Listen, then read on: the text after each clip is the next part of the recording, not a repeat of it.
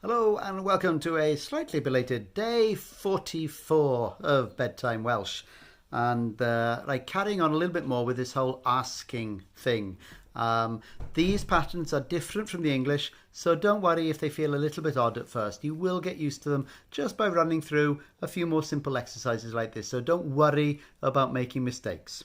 Okay, so first up, do you remember to ask me? Gofyn I mi. Gofyn I mi. Gofyn I mi. And then, do you remember what the answer is? Beth ydi'r ateb. So, to ask me what the answer is, you put those two things together, and can you figure out what you get?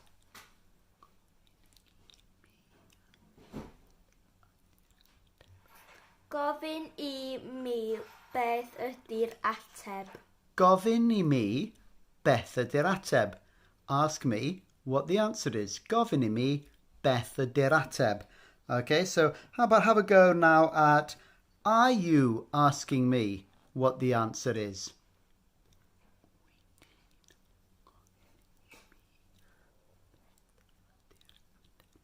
Wyt ti'n gofyn I mi beth ydi'r ateb? Wyt ti'n gofyn I mi beth ydi'r ateb? Okay, now how about take that and add a little extra word. If you're asking me what the answer is.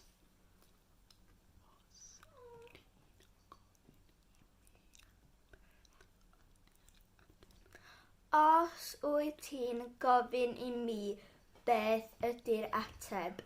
Os wyt ti'n gofyn I mi beth ydi'r ateb? Okay, and finally for today, do you want to ask me what the answer is?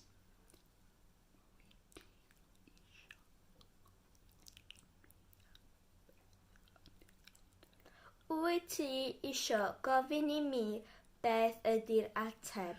Wyt ti isio gofyn I mi beth ydi'r ateb? Well done. If you got any bits of that right, you're doing really well. Hang on in there and we'll have some more practices for you tomorrow. Hwyl am y tro.